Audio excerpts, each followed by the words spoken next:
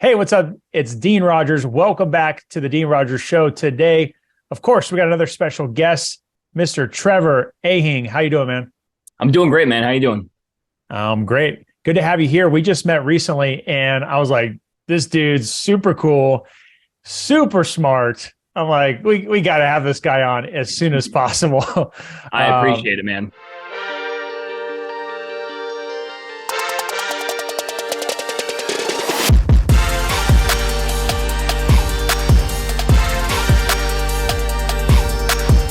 So yeah, man, it's been great. Great to get to know you more. I'm going to learn a lot more about you today. And I told you before we got started, make sure you don't tell me too much because I want to kind of take it all in, and it makes it more fun for me too. So for those of you that don't know Trever, he started in the military, started his adult life in the military, and then he got into real estate investing. We'll dive into your story and find out why. I'm very curious to find out how and why. And then ended up doing 20 off-market deals while still in the military. Then you end up transitioning into buying your, portfolio, and now you're full-time into doing creative real estate. So you got a lot of cool things going on with Novations, with group homes, and your everyday deals too. So I'm excited to dive into the details. If you guys want to connect with Trever, you can go to Invest with Trev on social media and find him there. So let's dive in, dude. I'm excited to kind of like find out more about your story, how you got started. Let's start there. Awesome, man. Yeah, I appreciate the intro. We'll probably end up starting back in the service, right? I think when I joined, I did 8 years in the Marines. My wife set up all my memorabilia to look good behind me, That's cool. from any time overseas. And so I actually joined when I was 19. When I got in, I had no prior knowledge knowing I was going to go into the service. I actually did parkour free running before I joined the military, jumping on buildings. What? I got paid for it like a skateboarder. You know what I mean? What? Wait. This Yeah. wasn't just a hobby. Like you got paid for it? Dude, I was sponsored by the World Free Running Parkour Federation, Let's bro. stop here and talk about this the rest of the time. This is the most interesting. You want to say Okay. backflip? Yes, absolutely. If you did that right now, I would lose it. So dude, how do you get into parkour at that level? Like not even just parkour for fun, but that level. Tell me Yeah. more.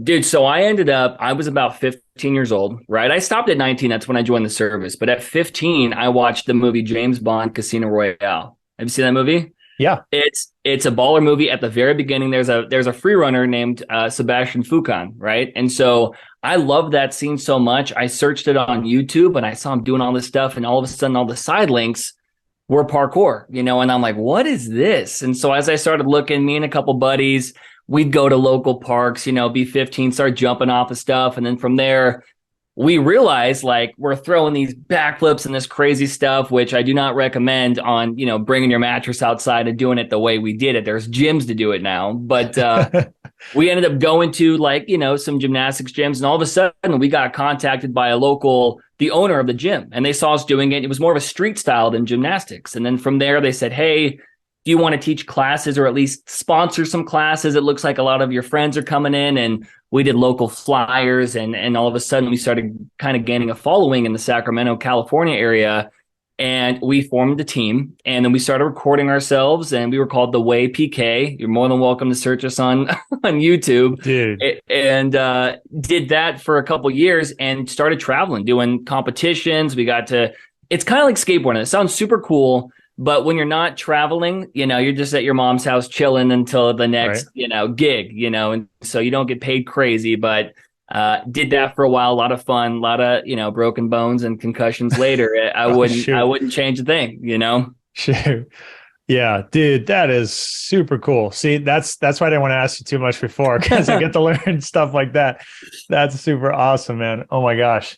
Yeah, no, that sport is no joke, man. I mean, you said you made the joke. I don't know if it was a joke or reality. Were you literally like jumping off buildings and between buildings and all that kind of crazy stuff? Yeah, I'll show you some clips. Yeah, man, I'm talking stuff that I look at now makes my skin crawl. I'm 10 years older. The only time flips come out, I could still gainer, back flip, side flip over anything. It only comes out, after, maybe a couple beers in me, and then people want to Yeah. see it. I'm like a monkey, and people Yeah, are of like, course. Yeah. dance. And so I do some stuff, but it's fun to know I still have it, but it's nothing, anymore. But I was hanging off of cranes. I was doing from a 17 story to a 16 story, side flips in between gaps. I mean, it's some pretty gnarly stuff, man. And I've had some Jeez. buddies who still do it, by the way. I got buddies who are sponsored by Tempest now, which is huge in Los Angeles. And so they're on the team, and I commend it. But I hang out with them now, and they're like, you still got it? I'm like, dude, absolutely not, man. I got a baby on the way. I can't be doing this anymore. Oh my gosh, dude, that's wild. That's super cool. Okay. All right. So this was before military, right? You said you were in the teens. Yeah. So what took you to the military? As I'm going to kind of preface the same thing, easy transition. Some people laugh at this, but got done training, and I went in, and I'm in my sweats and everything after competition. I'm at a Subway, and I run into a Navy recruiter, and he was like, hey, you look like you're physically fit. You ever thought about joining the military? And I'm like, nah, man, not for me. And I was 19. And he goes, I'll buy your Subway sandwich if you talk to me for 10 minutes. And I'm like, free Subway? I was like, done, man. And so he roped me, man. I loved it. That was over in Sacramento. He got me, but that was the Navy. And then all of a sudden I did transition. That's another story, to the Marines. And that's when I shipped to boot camp about 2 months later. And that was back in 2013. And from there, it's been, 16 different countries. It's been a blast. So is that a common thing? Do people go from branch to branch? Is that a thing?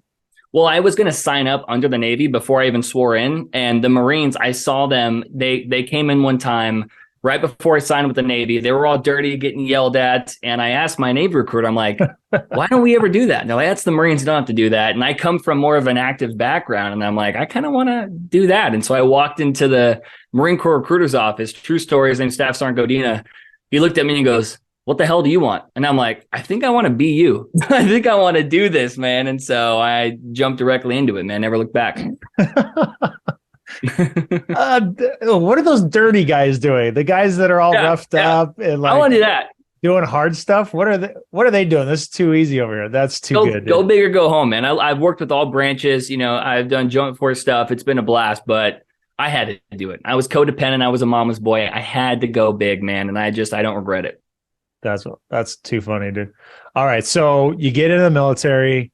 How in the world do you find real estate? How do you have that light bulb moment to say, I want to start doing this? Yeah. So I didn't do it right off the bat. Right. I was, because in the military, you live in the barracks. I wasn't married. Right. So I got chow for free. I got to live for free. And so I lived that kind of college military life for a while. And then as I went overseas, I was attached to Marine Security Guard forces in Africa. I spent a couple years out there, Europe, and then you start reading up on some stuff. You start saving a bunch of money because you're overseas and you don't know what to do with it. And then as I came back, I ended up getting married to my lovely wife. And we initially had the habit of like, we want to save more money. And I had no idea house hacking was a real strategy, right? I'm like, well, I'm just going to get a place that's too big for us. And I'm going to rent out all the rooms to my boys. And we're going to basically live for free. And so we would go get a house, whether it was renting at first to purchasing, and it'd be bigger. We'd rent out one or two of the bedrooms to our friends who got basic allowance for housing, but they didn't want to get their own home because they wanted pocket money too. And I thought I was cheating the system. Looking back now, I'm like, there's so many great, savvy military investors that have done this since day one, making a bunch of money. And we would end up saving our money, cash flowing from these properties.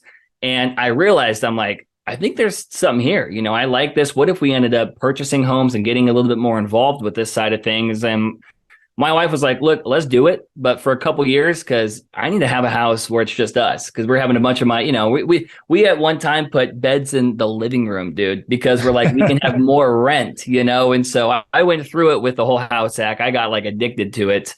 And the wife was down for all this?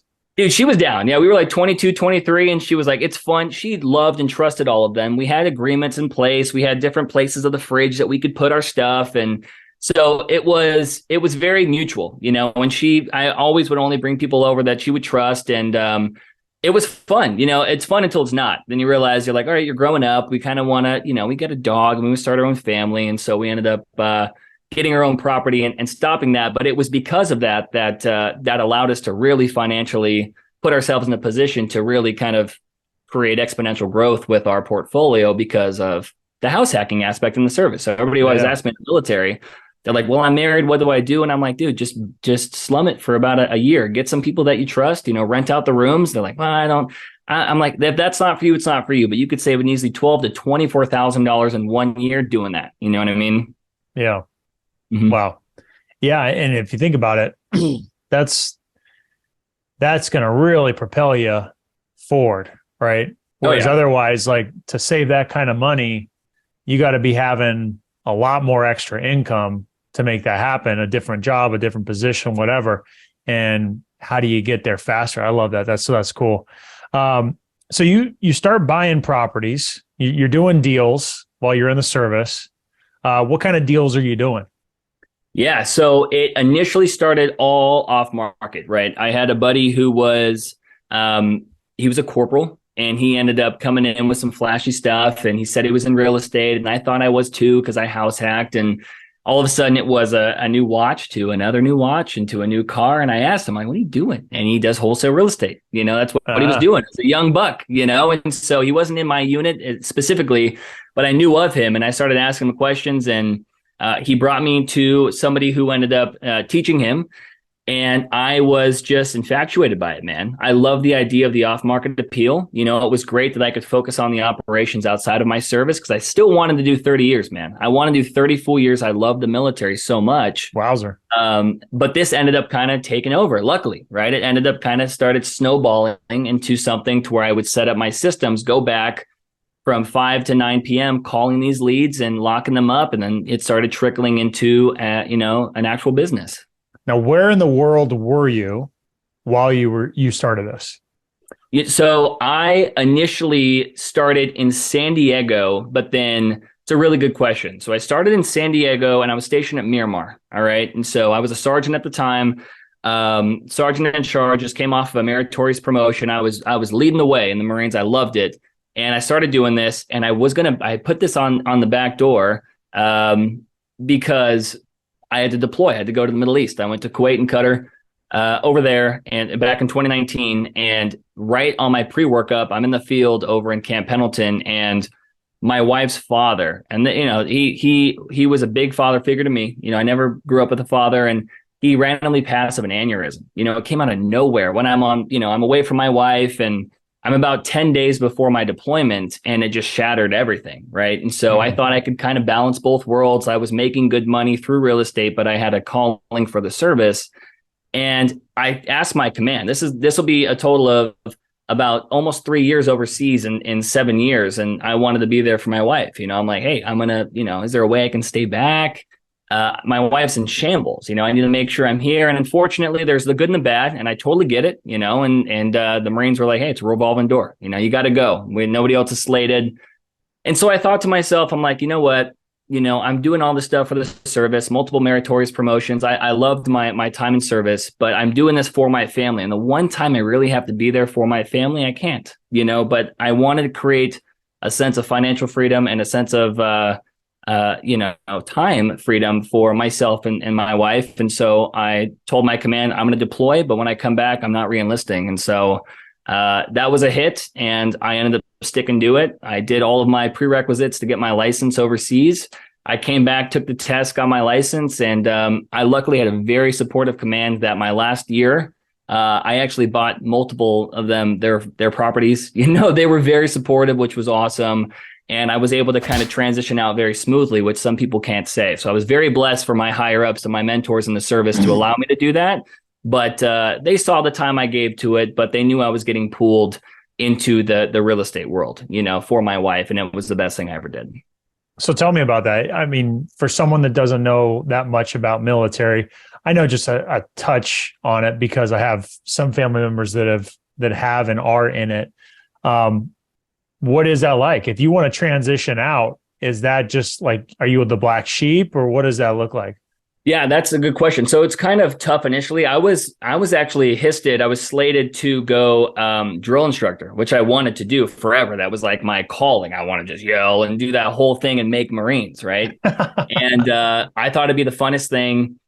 But after that whole incident, it kind of broadened my horizon. It kind of put my priorities straight. And I would have been away from her again for weeks on end, especially in that type of boot camp setting. And so, Yeah. yeah, I talked to my chief warrant officer and my sergeant major, and I let them know. And like I said, they were supportive, and so they said, look, you can't re-enlist because you're denying orders. You have orders to do this. So it's And full what were set. the orders? They were to go to become a drill instructor. It's like, hey, Okay. you're slated in 4 months to be a DI. And my wife was still pretty beat up, and so was I. And so I'm like, look, I'm not going to go. I'm going to focus on the transition. I'd love your support. And this was after you had deployed? That's when I came back. Yeah, that's when I came back from my deployment. I was actually deployed the entire time during COVID. It was such a different world. COVID, I never experienced in the United States domestic. Yeah. I was OCONUS, which means outside the continental U.S., and it was just on a base, sandy, horrible. And I would hear all these stories. I'm like, there's no way America shut down, dude. And lo and behold, it blows my mind. My wife was like, no, like legit, it's crazy.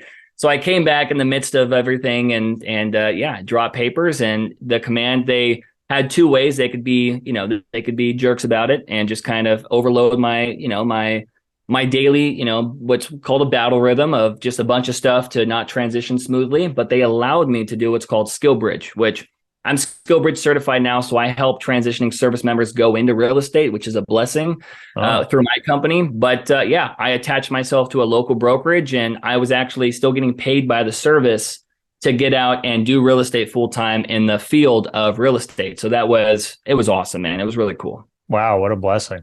Mm-hmm. That's incredible. Cool, dude. Thanks for sharing that. All right. So you transition, you go full-time into real estate. You are a realtor? Yeah, I was going to focus on real estate full-time and then on market, and then kind of bring an off-market approach, right? Like if they didn't want to sell, I could do a cash offer. I only knew wholesale at the time. You know what I mean? So I was kind of doing both worlds. Okay. So you mentioned you start buying your portfolio, buying properties that you own, and get into creative real estate transactions full time. Walk me through that transition. How do you go from transitioning, having a good transition from the military, full-time realtor, having done and probably still doing the wholesaling? How do you get into buying, acquiring, and holding for long term, and also getting into the creative stuff?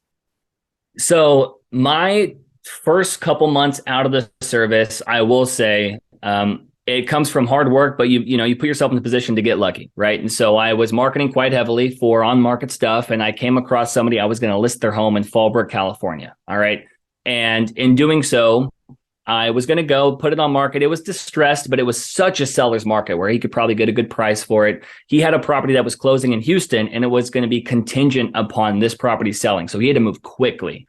And I didn't think I can get him down to a wholesale price. And so I'm going to transition to how I got the funds to be able to buy my own because of this deal. I was going to list it for around 875, 900. He said he wanted to move quickly. I said, look, I can give you a cash offer at 750. Guaranteed. He took it. And I found a buyer for $900,000.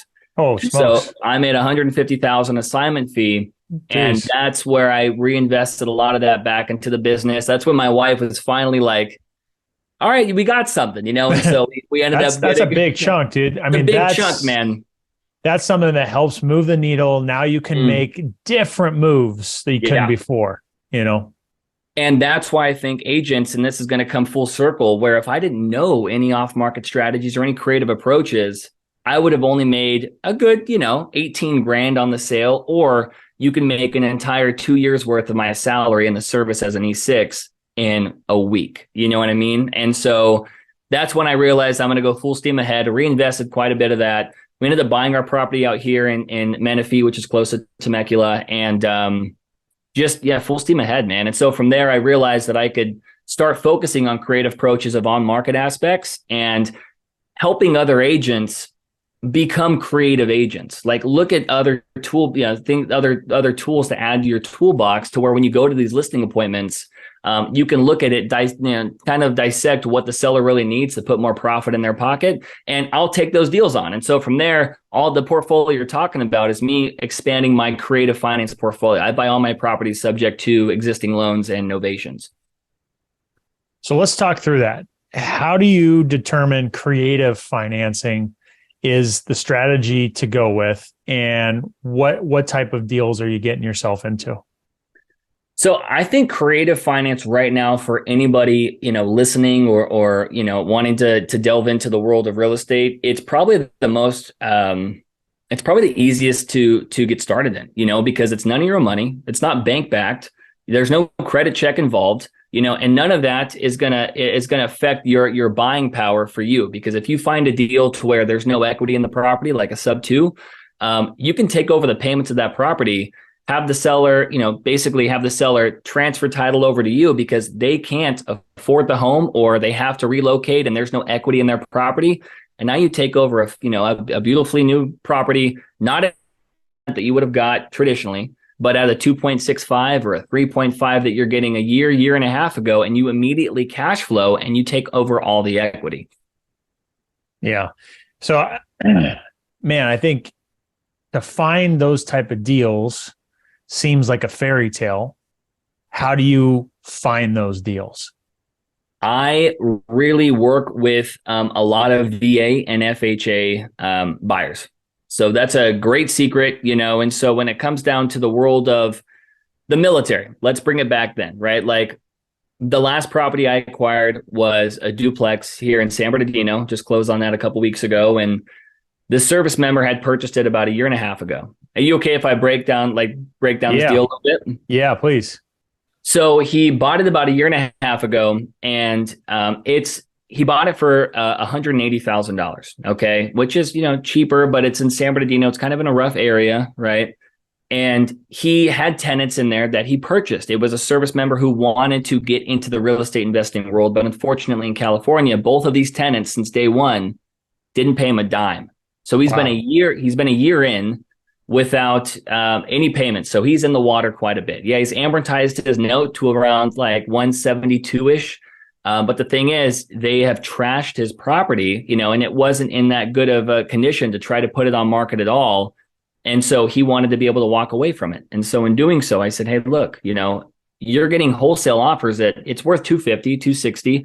You're getting wholesale offers at, 120, 130. Like you'd be in the hole $20,000 or $30,000. Like that's horrible, especially for him coming off deployment now, now having to deal with this.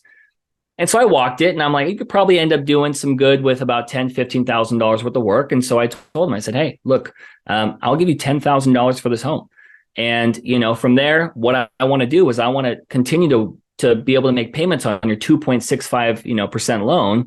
So why don't I give you $10,000? You make profit on this deal. And then from there, I just take your payments over. I'll take over the entire liability of the home. I'll furnish it. I guarantee monthly payments, and if I were to miss a payment after the 17th day, you actually get to take back the home. You would get to take over any equity I put in the home, any renovations I've done, and my qualified tenants, you would take over too, as, basically, as a median to make sure that I don't mess this up. And the best part about it is that property, it really ruined his credit, man. If you think about it, like he's having to fork these credit card payments out because he's making the payment on a property that's not income producing. And so by keeping him intact on the loan, I make payments on behalf of him for the next 5 years because he's not purchasing another property anytime soon. So his VA eligibility is still with the home, but he doesn't want to buy anytime soon. It kind of scarred him. And so in doing so, his credit is going to go through the roof because I'm going to consistently make payments on behalf of him and the loan while I'm able to take over the entire headache of the tenants and toilets. I ended up borrowing money. So if you think about this, I borrowed $25,000 of private money, which, we can go into how to raise private capital, but I did that at about a 15% return yearly. And I gave $10,000 to him and I put $15,000 into the property. And so my yearly for that money is, I think it's around like $350 that I owe my private money lender. But I ended up doing a group house with that property and the city pays me $3,300 a month and my mortgage is $1,195. So I borrowed money to make $1,800 a month. Which crazy, is why creative finance. Yeah, I'm telling him he's a walking testimony. He loves it. I got him into real estate, the service member. He realizes there's a better approach now. And actually we're in escrow on another deal in San Bernardino, me and him, because he found me another service member who wants to do the same thing. So it's the Oh, wow. power of just education, man. That's what I love creative real estate for. So, so you mentioned getting into group homes. What does it take to like actually get into that? If someone heard that and said, "Holy smokes, that's so interesting," like how do you even start in that area? How did you nonchalantly said, turn that into a group home. Yeah. But how do you do that? How does that even happen? I contacted a local nonprofit. Okay. I started with a course. It's called Group Homes Riches to kind of understand the Oh, definition, cool. right? And so a group home is literally a sober living facility for transitioning addicts out of, some type of rehab, and they need a property that's going to be away from the culture of what they were in, right? So they want to be able to just be in a bed or in a room away from that, around other sober individuals, to make sure that they can set themselves up for success for the next 3, 6 months to a year, however long they want to stay, right? So that's a group home. Or you have homeless veterans where the VA, they discharge people from the hospital, and the VA will pay landlords to house veterans because they don't have the best credit. They're homeless. They don't have too much. They don't have a good, they don't have any money in the bank, but what they do get is VA disability. And so in doing so, providing a bed for those types of heroes, in our country, you're able to get incentivization to where you can put 2 beds per room, make it very nice, furnish the property, and you can make a substantial amount while giving your property a purpose. And I think that's a huge thing, especially in today's age. Yeah. That's incredible. So I didn't even know you had a course around that. So Group Home Riches, you guys can reach out to Trever about that, find out more. But that's awesome. And I think, it ties so well into your background. It ties well into helping out a community of providing this housing, right? Yeah. Is there specific areas that work great for it, better than others? Is it specific locations in the country? How do you determine, yes, I want to make this house one of those? Good question. I would say, yeah, I would probably target areas without HOAs. With the Disabilities Act, you can't discriminate, but it's harder. Neighbors might not like it. You think about it, you're like, I don't want a bunch of those people.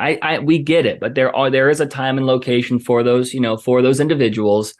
And so I would probably contact your local VA, right? So to get started in the backtrack, that property, I was going to do a homeless vet house, right? So I contacted the VA. It's a little far from it. They ended up referring me over to a woman named Cherie, which is from First Step Supportive Housing, who runs a coalition in the area I bought my duplex, and she runs sober living. So, she was a recovering addict herself, started her own nonprofit, became successful, and she works with the city a lot. And so from there, they set up everything. It sounds like I'm smart and I know what I'm doing. I really sublet my homes to people who really are able to make the impact, like Cherie, like First Step Supportive Housing. And so you just put yourself in a position where you talk to them and you go, hey, how many people are on your wait list? How many people need houses? And they'll say 7 to 70, depends on where you are, right? And then you say, okay, what areas are you looking at? And they'll start targeting. Then you just run your campaigns based off of that. You reverse engineer it. Like, okay, well, I want to get a house here. I'm going to text here. I'll do Facebook ads. I'll cold call, whatever you want to do to acquire that home, find a deal, bring it to her. And if it works, you got yourself a cash flowing property. Yeah. So that's an awesome strategy. I think when you mentioned it at the event, Pineda's event that we were both at, yeah, I mean, it perked my ears. I mean, I was just so intrigued by it. I was so interested in it because of the two biggest things is you're helping people, you're serving people, and helping out the community. And the city is the one, or I'm sorry, is it the city or is it the organization? Yeah. Okay. It's all of it. The city can pay you, the VA can pay you, or individually they can pay you. Like, it's depending on what you want, really. Yeah. So you have an established organization in place that is paying the bill in most cases, which in most cases are good. They're paying well, right? Yeah, paying very well. And people think people think that they take advantage of your home. Look, these, from what I've seen, they're so nice, because they understand they're on their last leg in a sense, and they want to do nothing but respect where they're at so they can stay where they're at. You know what I mean? Because you really have house rules. It's nobody, lights off at 10. There's no smoking on site. You cannot drink at all on site. No visitors on the weekends. I mean, you set these things in place to make sure that you set them up for success, and they love it. They admire it. And the only time I have a housing manager in place that I charge a little bit less. And that housing manager, he takes pride in it. He makes sure he tells me when I need to stock up on toilet paper or paper towels. He makes sure like, hey, it's 10:25 and, this person doesn't, have their light off, and I will text Cherie. Actually, Cherie really handles that, but you have a great sense of pride amongst all of them to where every time I've gone to my properties, it's nothing but clean because they understand that they don't want to go anywhere else. You take care of them, they take care of you. Yeah, that's awesome, man. So what's next? Where are you at in your journey now? What is in the next chapter? What are some of the fun, exciting things you got going on right now? I would say continuously trying to get a property a month through sub-2, right? And so I want to be able to continue to stack my portfolio up, continue to hold doors. I have a daughter. My wife's full term. Like she's going to pop even maybe on this podcast. I don't know. You know what I mean? Like she's ready to go, man. And so she comes running into the I know. background. Can you imagine? You're baby's, like, that's content, baby's head's dude. hanging That's out, ready content. to go. Live stream it right here. Most viewed podcast. So I'm focusing on that mailbox residual wealth, that residual income. But another thing that I'm very excited about that I've been doing for years that I want to really put out in the world for investors or agents are novations. I think the novation play right now is probably going to 10x every agent's, every 10x every agent's salary, as well as, or not salary, but their commission, being based off the off-market aspects, as well as investors who only focus on wholesale, to be able to utilize the novation strategy on their dead leads is probably going to make them another $500,000 if they understand how to market it correctly, man. I think it's the most powerful investment strategy known to man right now. So give me the most common scenario that it is undeniably we're going novation. This is the one to do it over, let's call it a cash offer. Yep. I love that question. So I'm going to use the same exact numbers. Okay. So let's go at a property worth $500,000. It's vacant, ready to go, or tenants are leaving, right? So vacant, tenants are leaving, and it's distressed. Let's say $40,000 is needed for the rehab to be back to 2023 HGTV standards, right? And so at $500,000, property's not worth that. You're targeting the 4Ds. We all get it: death, distress, divorce, and debt. That's just how you're able to bridge the gap between distressed homeowners and a solution. That's usually how we find these deals. But as a wholesaler at 500, your formula is more so around times 70 cents on the dollar, minus your rehab fees, minus, let's say you want to make $15,000. You're probably offering around $280,000 to $295,000, right? So a pretty, that's a needle in the haystack for trying to be able to move that deal correctly and help the homeowner in a situation, right? And so you could get them to say yes, but you'd be making $15,000 offering them around $280,000, $285,000. Or if you want to go the novation route, you can make 5 times that by offering that seller $340,000. So $60,000 to $70,000 more, you would end up making 3 times your assignment fee just due to the fact of being able to do a creative approach through that. And so I'll break down that strategy. The whole pitch behind it is, and you guys can take this and record it, is literally when it comes down to a property being vacant, you would let them know and say, hey, why would you sell it all cash when you'd be able to have somebody go in there and be able to renovate it? Now, I don't have the money for the renovations. Be like, exactly. Why don't I come in there? I'll occupy your home. I'll even pay your mortgage, whether it's $1,500 or $2,000. I will come in there. I'll pay your mortgage during the time that I occupy the home. I'm going to renovate it to 2023 HGTV standards. Any appreciation I get through the renovation that I pay for, I'm going to put one of my top 1% realtors to list the home. I'm going to pay for all the realtor fees, all the closing costs, any marketing expenses, and anything left over is going to be the fee that I recoup by able to give you more money than a cash offer. That's like, okay, you know what I mean? So So we kind of get to collaborate with the seller. They're like, okay, so I can get 340, 60,000 more. Now the renovations cost 40 grand. So now I'm all in, 340 to about all in about 380. I put it on the market for 500. After all fees, I'm sitting around 470. Well, that's $90,000 net that I just made and recouping by giving the seller a lot more, putting character back into the home and giving an agent full commission and getting it sold to an end qualified buyer. I don't see why people don't do that as much. And it's the easiest way to go about different deals, especially when it comes down to dead wholesale deals, because they just can't squeeze that last 5 or 10 out of a seller. Okay. So if I heard you right, you were this wasn't the novation strategy, correct? That was the novation. Okay. Well, let me build on that. So it was novation, but you added a twist to it to where you're also renovating and remodeling the property itself. Is that correct? That's correct. That's my niche. That's the equity split. You're probably focused on the equity protection side, which I still think is a baller idea. It's just basically getting them up to a certain standard or to a price and then putting it on market and getting that spread, right? That's usually what a typical novation is. Yep. Which I've done plenty of. I have one of those closing in a couple of days in Dallas, Fort Worth. But the thing is, those can sit for a little bit, which I get. That's totally fine. I think quantity of those is a great way to at least be able to help the seller out and still be able to market correctly on market and be able to find that third party purchaser. But dude, when you can go in and raise some private capital, give some investor, 15, 12% return on their funds, and then put it on market and really get that property fully flipped. The average day on market that I've done for any of my renovations, the longest it was on market was 17 days. And it's because one of the buyers initially fell out all cash. We had 3 backups ready to go. And it's because it's a fully renovated, ready to go home. And you're able to market it all around to the buyers before it even hits market, because you're talking to other agents and buyers agents in the area. And it's just a great way to allow the seller to look at their home and be like, wow, like this is what I remember it as. I never thought it would get this beautiful. And you get so much more referral from that. That's something I've done. I did 53 wholesales last year.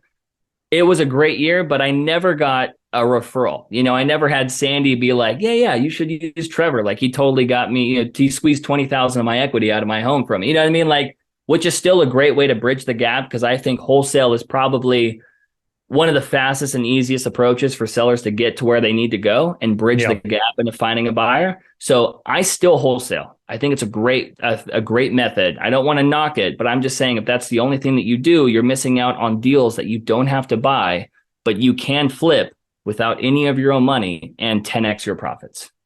Yeah. So I have heard of the niche before. I feel like it was really popular before, like several years back, like maybe 4 or 5 years back. But to hear that you're doing the novation with the strategy of, the equity split where you're coming in, flipping it to where you have no cost to acquire the property because the seller already owns it. And you're able to come in with the rehab funds, which you're using a private lender for, and then remodel it and sell it. I think it's a great niche. So for those of you that didn't catch that, again, the seller owns the house. You're not having to acquire it. You have an agreement in place with the seller to where you're going to remodel it on their behalf. And what do you typically do for the equity split?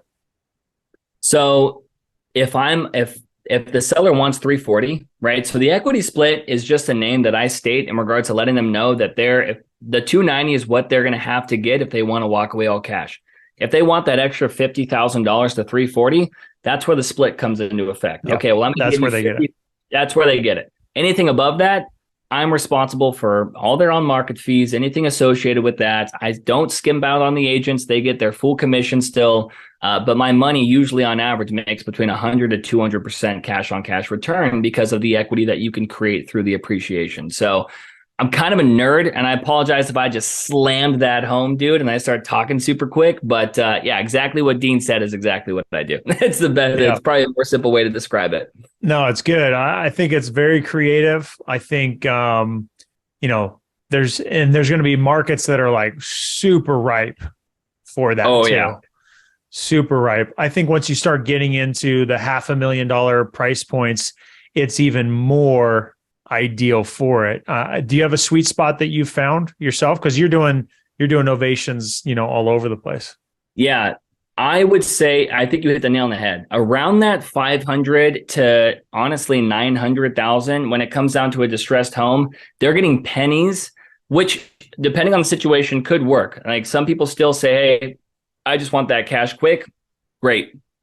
But if you want to be able to implement a little bit more on them and they have some time to work with you, they're not in a rush to sell, then between that, you usually end up seeing between 80 to $150,000 of equity as a novation fee or assignment fee to you after those deals. Yeah. Awesome, man. Well, dude, it's been so fun to have you on and just like go through your story. It was super, super cool to learn more about that. And also all the cool stuff that you're doing, I know is super valuable. So again, people can find you, Invest with Trev on social media. Make sure to reach out, guys. These podcasts are great for information and relationships. And you got someone great here who's no doubt willing and able to connect with you and see where that relationship goes. So make sure to reach out to Trever here. Trever, it's been an absolute pleasure to have you on, man. It has been a blast. I'm so glad I met you, dude. I can't wait to see this and many more from you, man. Absolutely. We'll definitely be in touch. All right, guys, until next time. Peace. See you.